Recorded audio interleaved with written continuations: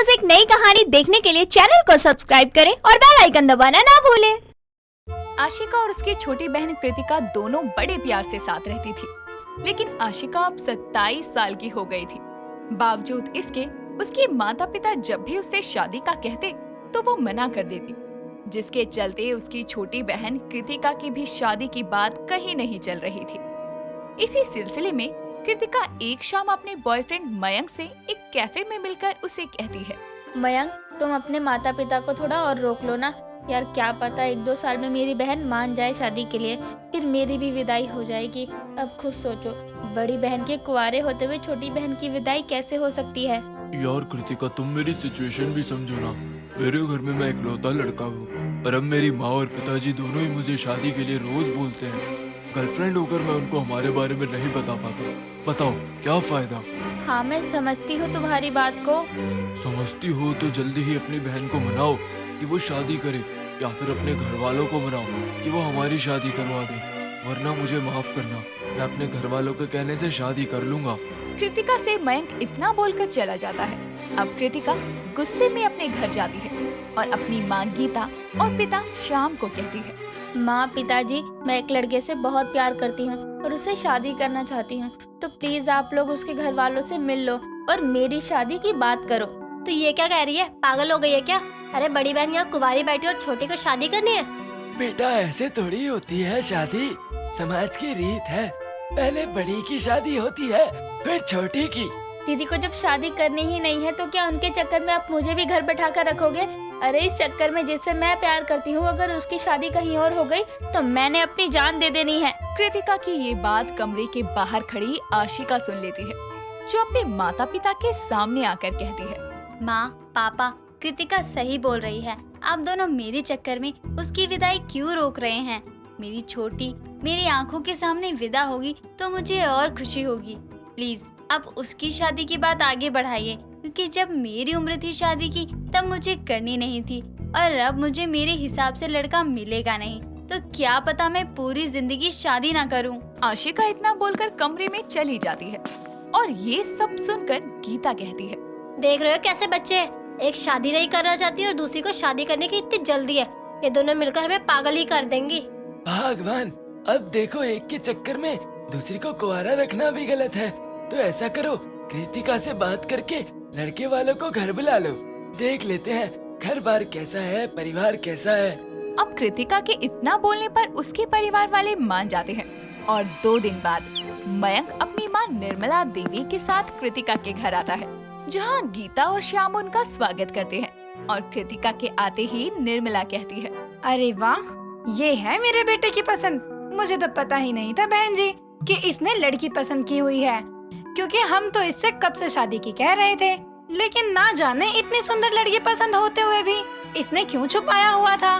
कोई नहीं बहन जी, देर आए दुरुस्त है। वैसे मैं बता दूं, मेरी 2 बेटियां हैं। कृतिका से बड़ी एक बेटी है आशिका, लेकिन वो भी शादी नहीं करना चाहती है, इसलिए हम बड़ी बेटी के चक्कर में छोटी बेटी की विदाई नहीं रुकवा सकते हैं। क्या आपकी बड़ी बेटी की शादी नहीं हुई?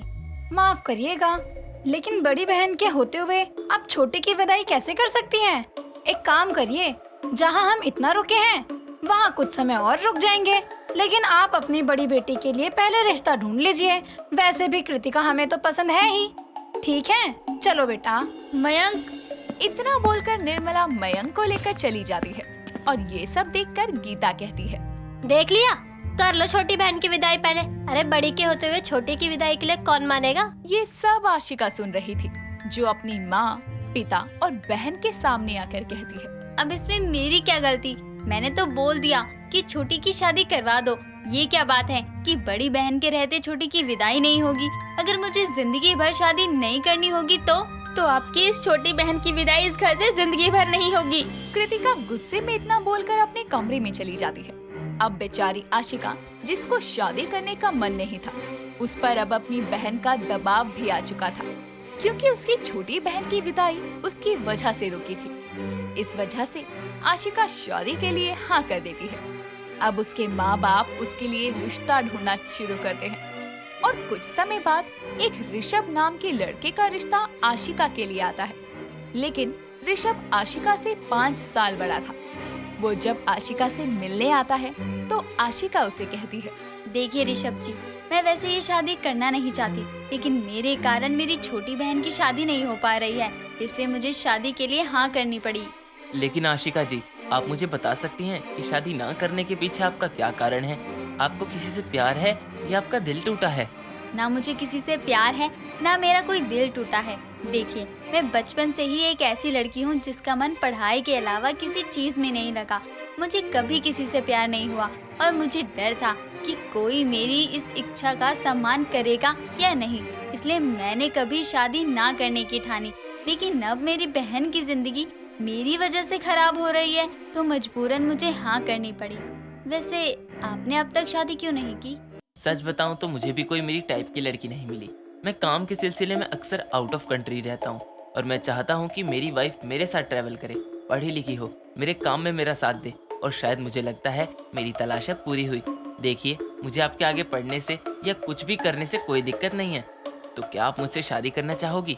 बहुत देर सोचने के बाद आशिका ऋषभ को जवाब देती है, जी ठीक है, लेकिन मैं चाहती हूँ कि मुझसे पहले मेरी बहन की शादी हो, क्योंकि सबने मुझे यही कहा कि मैं अपनी बहन की खुशियों का रोड़ा हूँ। इसलिए मैं चाहती हूँ कि मेरे से पहले मेरी बहन की शादी हो और वो इस घर से विदा हो। बस इतनी सी बात? जरूर ऐसा ही होगा। ऋषभ आशिका के घर वालों से इस बारे में बात करता है, जिस पर गीता और श्याम तो मान जाते हैं। लेकिन अब बात थी मयंक के परिवार को मनाने की, जिसके लिए मयंक और उसकी मां निर्मला को घर बुलाया जाता है, जहां ऋषभ निर्मला से कहता है, आंटी जी, मैं ऋषभ हूँ, आशिका का मंगेतर। आपने पहले कृतिका का रिश्ता इसलिए मोड़ा था ना कि उसकी बड़ी बहन की शादी नहीं हुई थी, तो अब उसकी बड़ी बहन की शादी तय हो गई है, बस शादी कुछ समय बाद होगी। तो आप अब तो मयंक की शादी कृतिका से करवा सकती है ना?